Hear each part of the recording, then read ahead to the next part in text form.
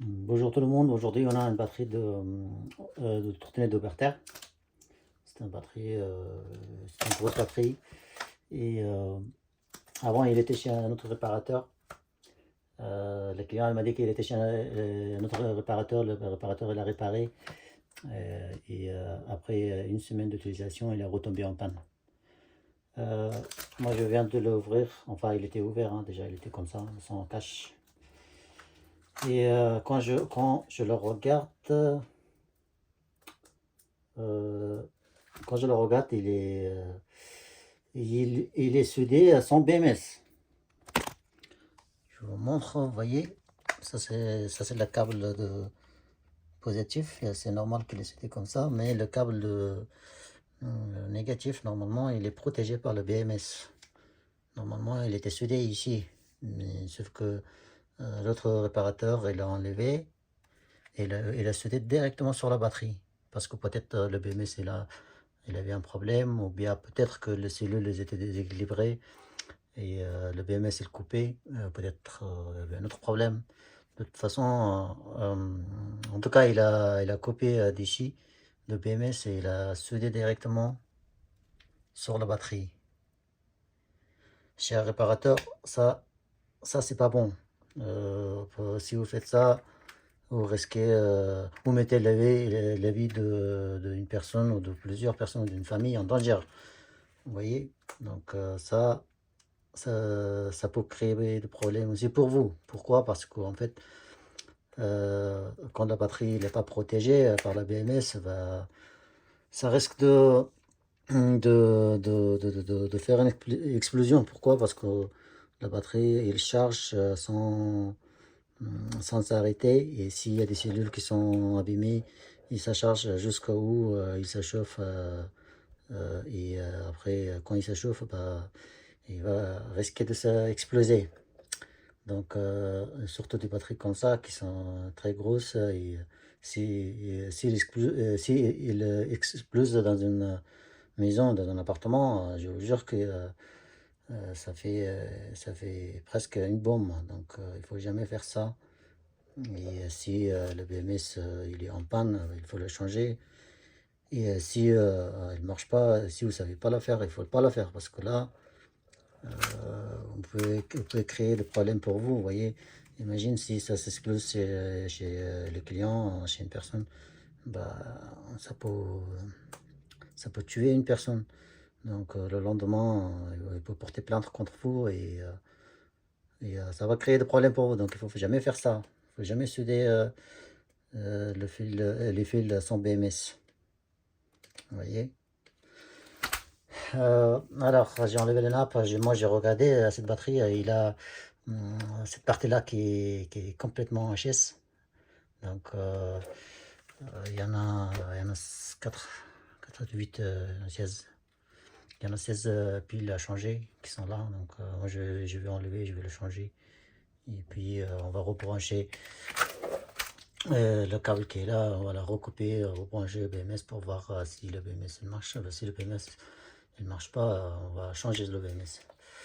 Donc voilà, moi je vais couper la vidéo parce que la vidéo sera très longue et une fois que j'enlève ces piles et puis je vais mettre les autres puis je reviens et pour vous montrer comment on va le mettre et comment on va le souder et puis comment on va regarder si le BMS il marche ou il marche pas, s'il marche pas et je vais vous montrer comment on va le changer par un autre BMS qui n'est pas exactement pareil mais le référence de BMS ça peut être pareil. Voilà, tête. En fait, il n'y avait pas 16, il y avait juste 8. 8 cellules que c'était HS. Donc moi, je l'ai changé, comme vous voyez. C'est pas exactement la même couleur, mais l'essentiel, c'est que les références sont pareilles. Donc, ça ne pose pas de problème quand les références sont pareilles. Au niveau de couleur, ça ne change pas. Enfin, le couleur, ça ne va pas changer les choses et le référence. À ce côté-là, je l'ai déjà soudé. Il me reste juste à ce côté-là. Et une fois qu'on soude, et puis on va voir si notre BMS est bon ou pas.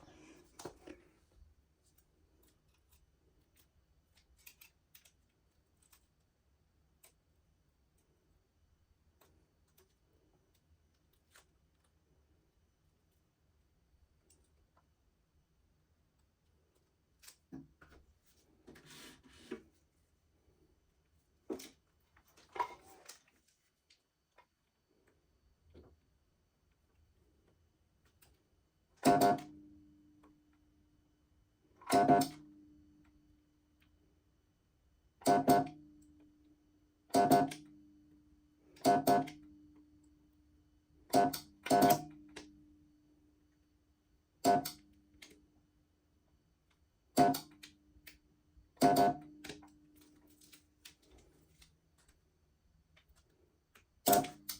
fuck.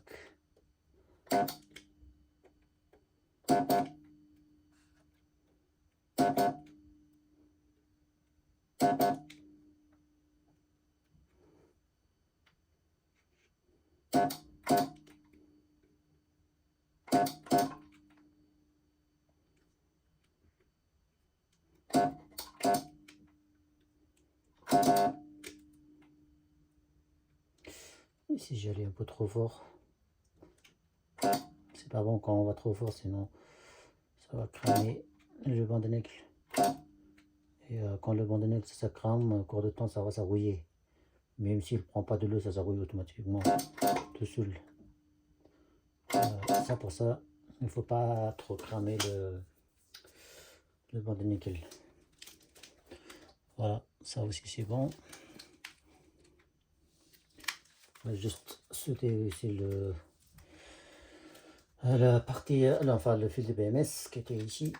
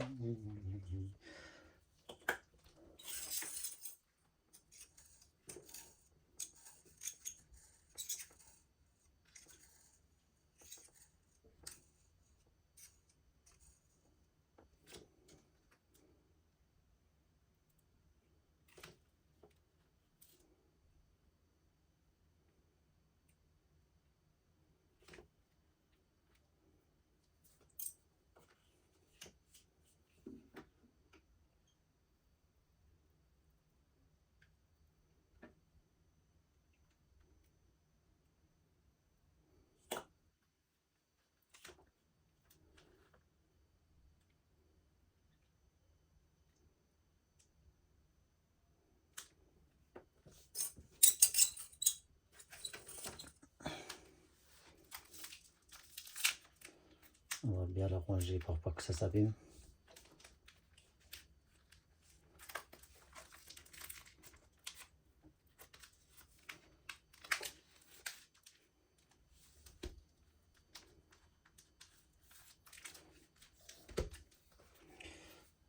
Tac, tac.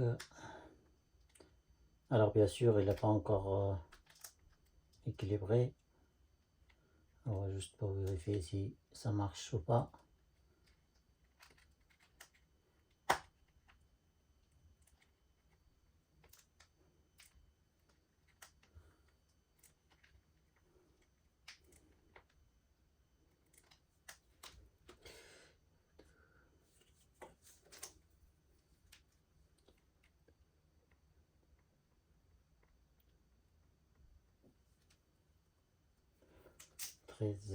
Ça veut dire que c'est 13S, ça veut dire que c'est 48 volts. Mais elle est très costaud au niveau d'ampérage et puissance, bien sûr. Et alors, si on regarde notre sortie, là, il ne faut pas regarder ici parce que là, il a déjà soudé directement sur la batterie. Ça compte pas. Ce qui compte, c'est plutôt ici. Hein. Voilà. Alors là, le BMS, il est bon. Vu qu'il sort à 54 volts, le BMS, il est bon. Hein. Donc là, on enlève le fil qui est là, on va la ressouder sur BMS. Donc ça, il faut jamais souder ça directement sur la batterie. Donc si le BMS ici, c'est que c'est essentiel, sinon ils vont pas le mettre le BMS qui coûte cher. Donc là, il faut juste enlever. En plus, il a mis comment dire, des produits qui anti-chauffe, enfin. Non, mais c'est sérieux, vraiment.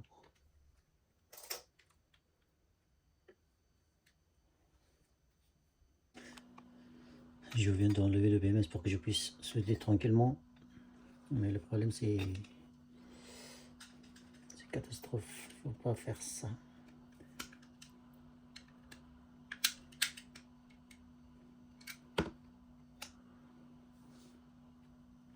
Vous voyez comment ils ont fait.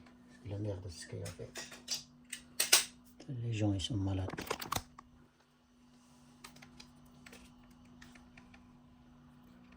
N'importe quoi.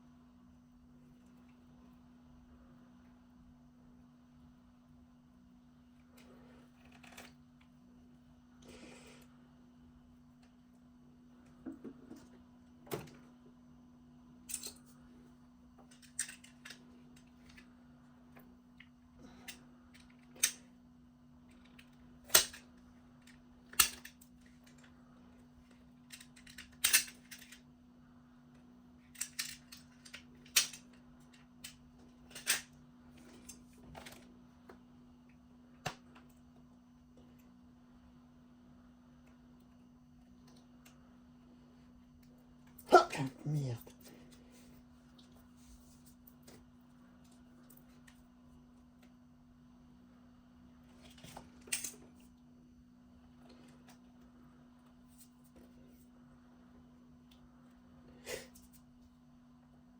C'est un peu chaud en fait, c'est pour ça.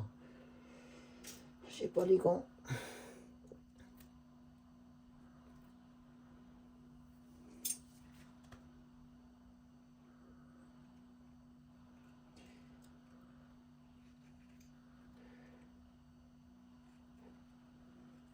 Voilà. Là, on peut identifier les fils d'abord. Si notre BMS il est comme ça, comment il doit être les fils? Alors ça c'est sûr que ça vient sur le BMS qu'ils ont coupé. Voilà. On va venir ici. Ces deux fils là c'est pour les charges qui vient ici. Et les deux fils qui sont là, c'est le fil de négatif, des sorties négatives qui vient ici. Donc tout ça à souder. Je vais le souder et après je reviens. Voilà, tout est installé. Les piles qui étaient ici installées et les fils aussi ils sont ressoudés à sa place, à leur place plutôt. Vous voyez le fil de négatif qui sort par là, il est soudé sur la BMS de B-. Et le fil de sortie, c'est ici normalement P1 ou P2. Et le fil de charge bien sûr, aussi ça se soude sur le BMS et pas directement sur la batterie. Il ne faut jamais faire ça. Donc on va juste tester pour voir si tout fonctionne bien. On va d'abord brancher la nappe et pour voir si le BMS il n'a pas de problème.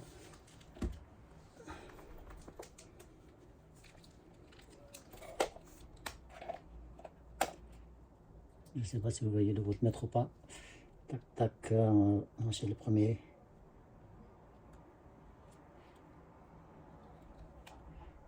« 54 volts. C'est une batterie de 48 volts. Il est chargé, donc il est presque 54, 53,99, donc presque 54. On va regarder aussi l'autre fil de sortie pour voir si tout est bien branché, parce que sinon on va avoir des problèmes après. Voilà, c'est pareil, donc ça c'est bon. Maintenant il faut juste brancher notre chargeur pour voir si le chargeur il charge. Si le chargeur il devient rouge, ça veut dire qu'il charge et notre batterie est prête à utiliser. Tac, tac. C'est une grosse batterie. Vu qu'il a une grosse batterie, il a deux fils de chargement et deux fils de branchement, d'alimentation. Parce que la trottinette qui voilà, voilà, supporter, il est une grosse trottinette. Alors quand vous branchez le fil, il faut faire attention pour que le fil noir tombe sur le fil noir et rouge sur le rouge. Sinon, il y aura un court-circuit et ça va poser des problèmes au niveau de BMS ou ça va cramer directement le chargeur. Ça m'est arrivé plusieurs fois quand on est pressé, on peut, des fois, on peut se tromper facilement. Donc, il faut faire attention à ça. Voilà, le chargeur est rouge. Là, il est en train de charger. Donc, notre batterie est bien réparée. On va tester quand même l'autre fil de charge parce qu'il a, comment dire, il a des fusées ici. Hein. Si les fusées sont sautées, ça ne va pas charger. Donc, moi, je vais tester quand même pour voir si le fusil n'est pas sauté.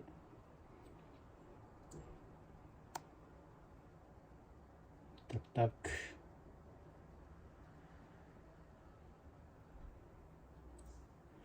Voilà. Donc, ça aussi, c'est bien. C'est bon. Le fusil est fonctionnel, il n'a pas sauté.